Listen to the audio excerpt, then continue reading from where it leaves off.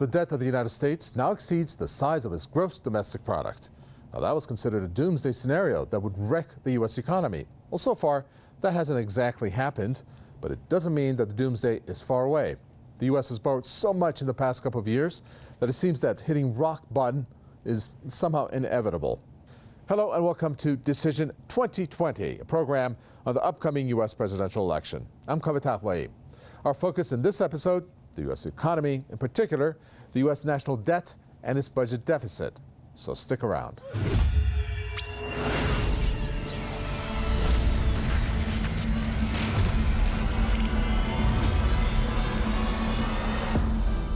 The U.S. debt is the sum of all outstanding debt owed by the federal government. On June 10, 2020, about two-thirds is debt held by the public. The U.S. government owes this to buyers of U.S. Treasury bills, notes, and bonds, including individuals, companies, and foreign governments. The remaining third is intragovernmental debt.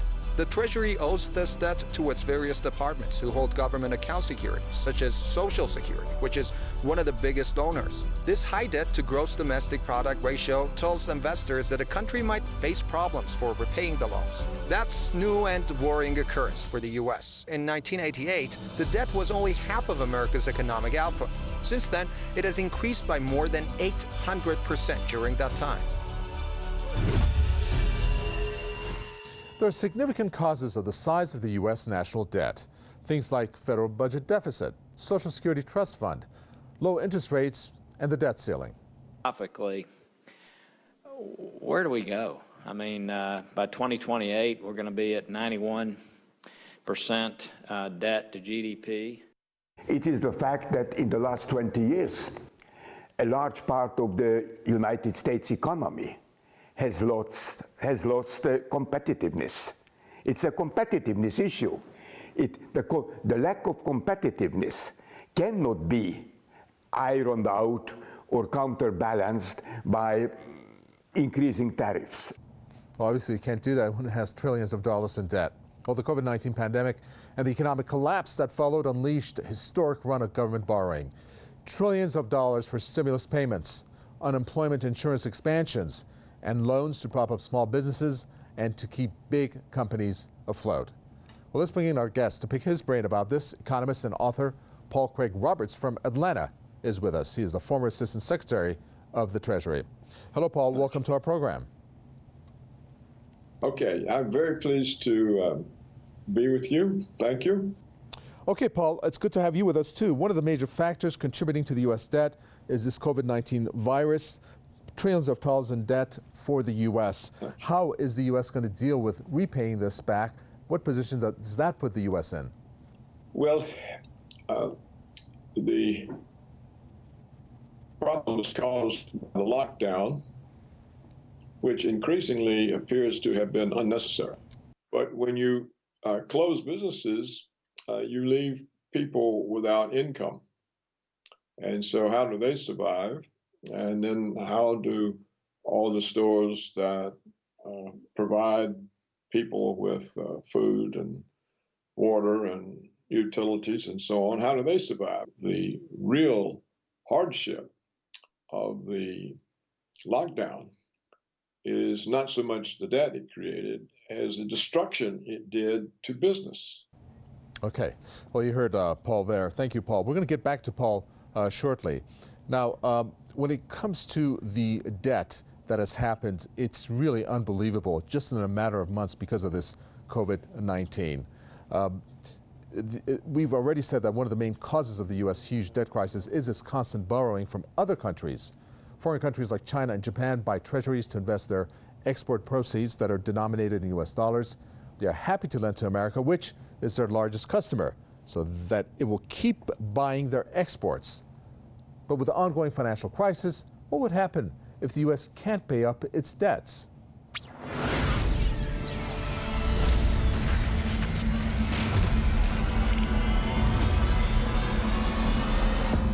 Most governments don't default on their debts, so it's a low-risk asset to hold. At the moment, China owns $1.1 trillion U.S. bonds. It's not only China, though. Figures show that 10 countries hold 40% of U.S. debt. Holding this huge amount of bonds can put the U.S. economy at risk, but only if it doesn't manage to pay up. If any of these buyers try to sell suddenly, it would take time for the Federal Reserve or foreign investors to step in. That can put the U.S. economy at risk. But at the moment, what worries U.S. economists is the fact that the government doesn't have enough money to control a possible damage.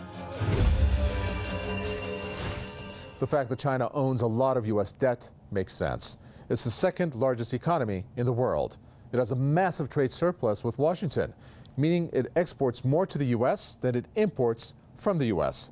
So it can use its reserves of U.S. dollars to buy treasuries. Let's bring back our guest to ask him what he thinks about this. Well, Paul, great to have you back. The U.S. is severely indebted to China via the trade deficit. With the trade war that's ongoing, can the U.S. afford to play economic mind games with the country that it owes money to?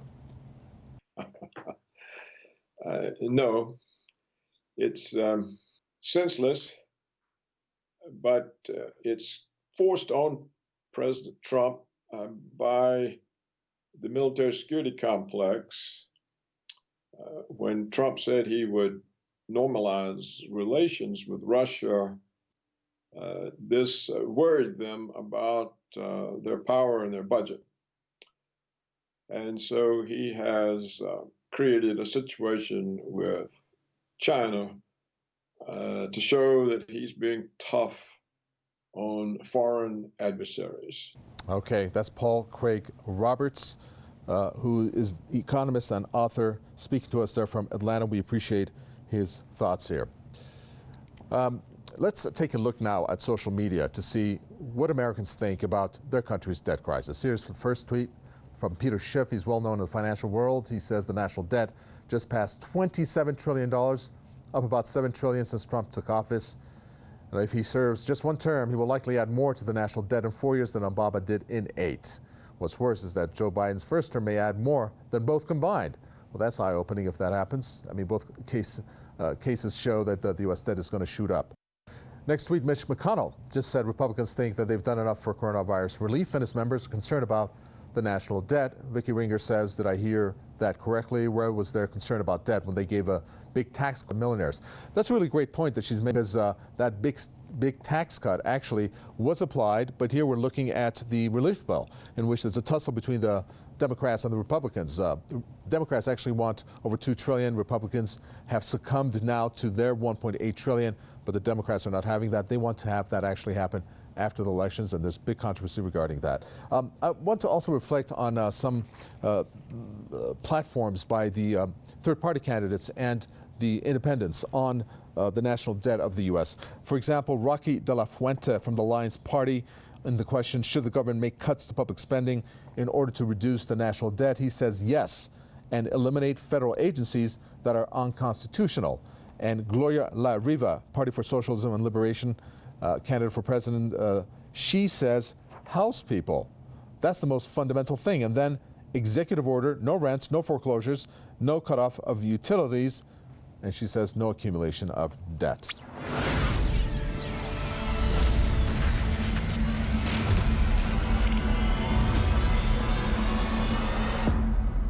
The U.S. budget deficit hit a record $3 trillion for the 2020 fiscal year in August. $3 trillion? Did I read that correctly? That's right, $3 trillion. Well, as the government's economic rescue and falling tax receipts, meanwhile, have continued to put huge strains on the nation's finances. The figures show that 39 U.S. states, 39, do not have enough money to even pay their bills. And unfortunately, their situation will only worsen.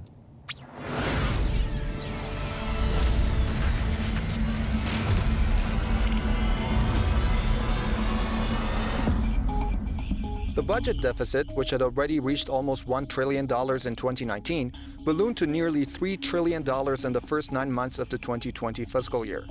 The U.S. federal government, which has been shoveling cash out the door to fund unemployment benefits, small business loans, and direct financial support to families, is on pace to borrow more money as a share of the economy than it has at any time since World War II. The increases are the direct result of the economy's swift collapse amid the pandemic and Congress's efforts to weave a safety net to save people and businesses from financial ruin. Budget outlays topped $6 trillion in the first 11 months of the fiscal year, which ends in September 30th. The $3 trillion shortfall, which I mentioned earlier for the year to date, well, that was the largest since August 2009. I mean, aren't Americans worried about their future?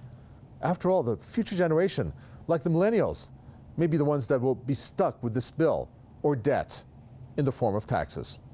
The president's budget proposal is a staggering feat of incompetence because it manages to make massive cuts while also increasing our national debt by at least $7 trillion over the next decade. There is really an attempt here to bankrupt the United States, in my opinion.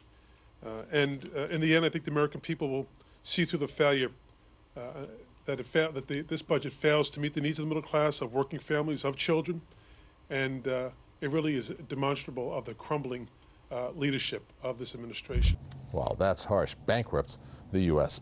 Okay, I'd like to bring in our guest now to see what he thinks about this financial crisis. Author and political economist Jack Rasmus is with us. Hello, Jack. Welcome to Decision 2020. Multiple U.S. states claim to be suffering from budget shortfalls. Now, are there any patterns in which these states are falling in? Namely, are white Republican states better off than traditionally these, let's say, black Democratic-leaning states? Well, there's a big crisis in the budgets and spending and revenues for the states. That's all, that's maybe another $4 or $5 trillion the states and cities are in debt in the U.S. That's on top of the $25 trillion national debt. So the states are in big trouble, particularly what we call the blue states, the Democrat states, because these are the most urbanized states. And of course, the revenues have collapsed here. And revenues are 2/3 of the reason why we have deficits. And the revenues have collapsed in states like California, Illinois, New York, and so forth. So they're in deep trouble. And there's a fight over that going on in Congress. The Democrats want to increase the bailout of the states and cities, but the Republicans don't. Because that's not their political base, you see. Their political base are the smaller rural states, and they're not in as great trouble because they don't have the population, and they just don't spend the money on their citizens because they're Republicans, as the blue states do. Okay, it's really important what he said over there in terms of the blue states, which are the Democratic states, and of course we could mention California and New York. Remember, California has is in the top 5 in terms of the largest GDP in the world.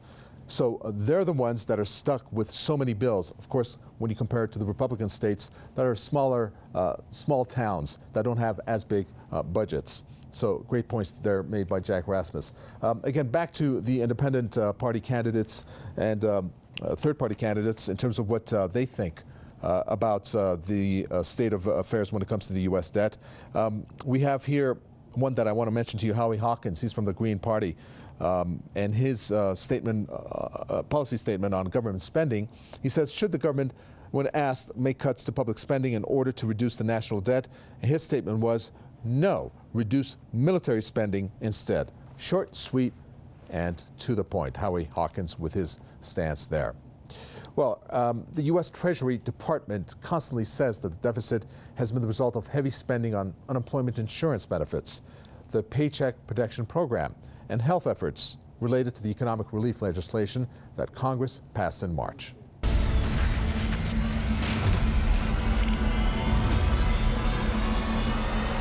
The budget deficit projected for this year would represent 16% of the U.S. gross domestic product. The number is the highest level since 1945. Some Republicans have begun warning about the ballooning deficit, but Treasury Secretary Steven Mnuchin has played down the fiscal situation facing the United States, arguing that the scope of the government spending was necessary for combating the pandemic. Experts say additional stimulus measures would potentially add trillions more to the gap between what the United States spends and takes in. U.S. President Donald Trump has time and again promised to balance the budget within 2 terms.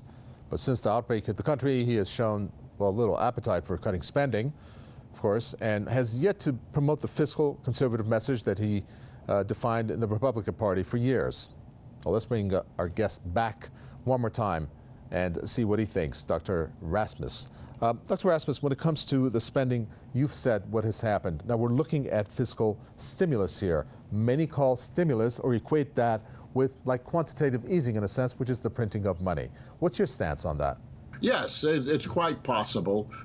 What we need is really redirected stimulus to those areas that are most hurt and most needed, not just geographically the states, but also to those segments of society that really need it. I'm talking about workers in those industries, service industries that have been hardest hit. I'm talking about the millions of people who are getting evicted from their rents now. Because that part of the stimulus is gone. I'm talking about small businesses, which according to the National Federation of Independent Business, a trade association for small business, 21% of them could fail, are failing, and could fail here within the next 6 months. Well, you know, there's 30 million small businesses in the United States, 21%. You know, we're talking about 6 million. How many other workers there? You know, we've got 20 million workers who are now unemployed more than 6 months. 20 million. Wow. Talk about doomsday scenario there, what our guest there said. It's really incredible. 21% of these small businesses, if they go out of business, they employ 6 million Americans. Add that to the already, 35 million that are unemployed, and that number now tops 40 million. Incredible. Okay, that was Jack Rasmus. We appreciate his comments. Now, people had some really interesting insights in social media about this situation. We brought you a couple of tweets. Let's go back to the social media posts and see what else we have here. Amy Siskind has said the U.S. trade deficit rose 5.9% to $67 billion, the highest level in 14 years. Also, the U.S. has the highest budget deficit since World War II. Team Biden should be all over this. Yeah, we mentioned that before. Let's move on to the next tweet. Chris Gibbs, under your administration, the U.S. budget deficit went from $534 billion to $3.3 trillion. Closing loopholes for billionaires so they pay $1,500 instead of $750 in federal taxes seems reasonable, too little. That is the important point here that Chris Gibbs is making in terms of the rich paying too little in taxes. Okay, so what we need to do now is to put a little bit of focus here of paying attention, that is, to medical capabilities. Trump invested heavily in revamping the military, and with the support of only Republican lawmakers, he actually pushed for the $1.5 trillion tax cut, which came nowhere close to producing the revenue to pay for itself, as the administration had promised.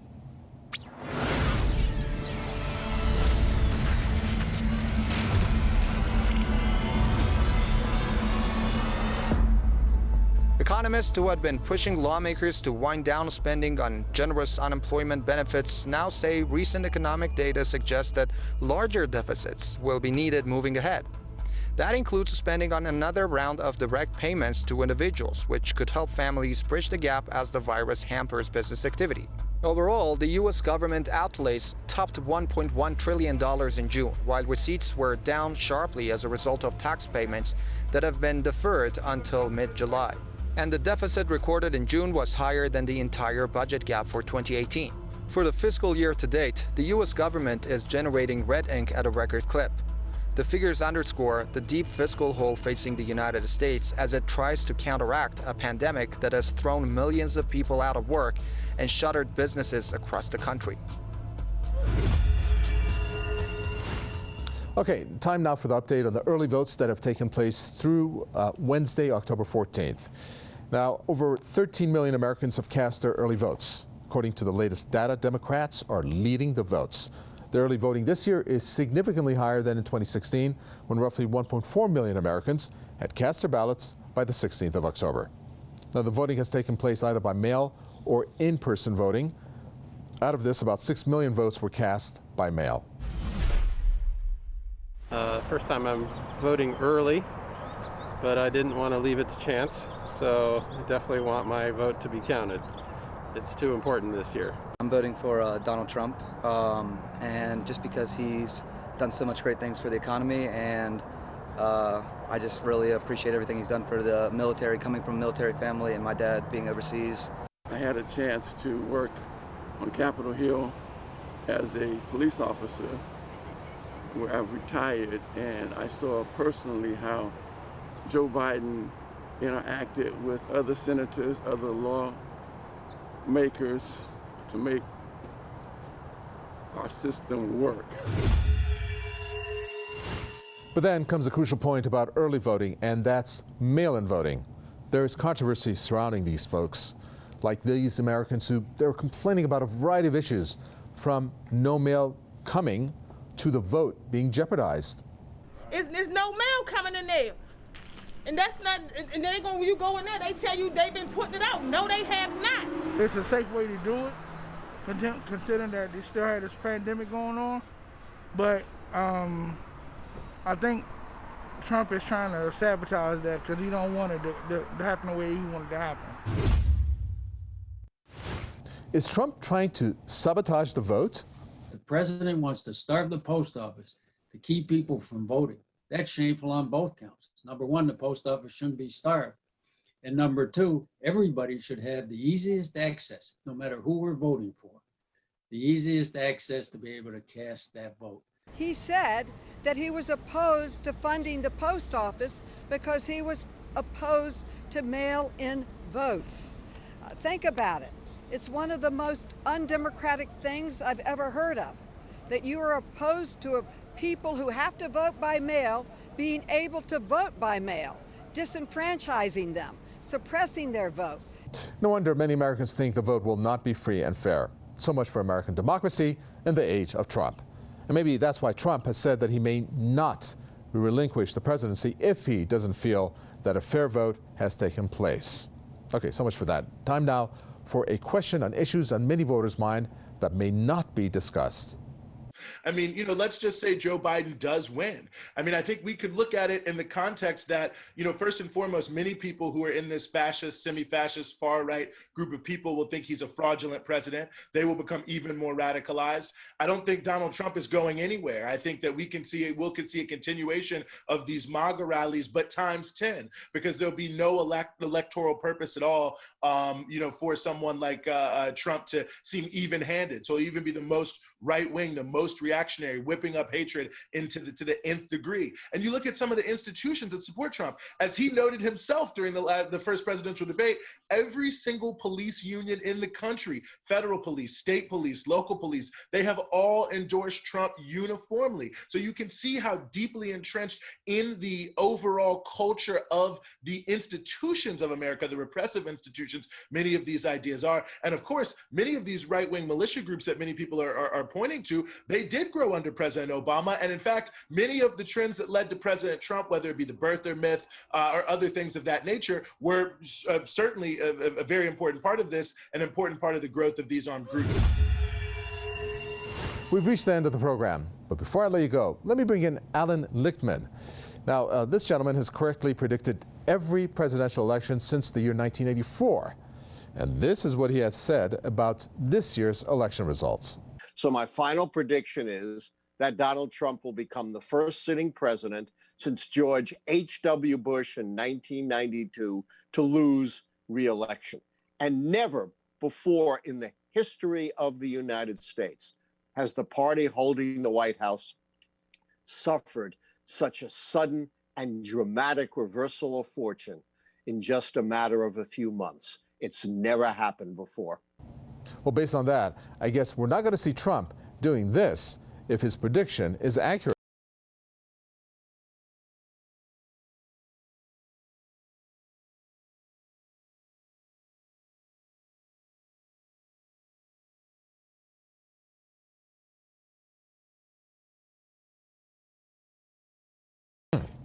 Yeah. Now, this is what we call the leader of the world. Well, the more reason to consider these candidates, independents, and third-party candidates, the ones that you're seeing on your screen. They also represent many Americans. And this year, more than ever, they can make a difference in who wins the elections. And that does it for today. Thanks for watching us, and don't forget to catch our next episode. I've been Kaveh Tarvey on behalf of the whole team. It's goodbye until next time.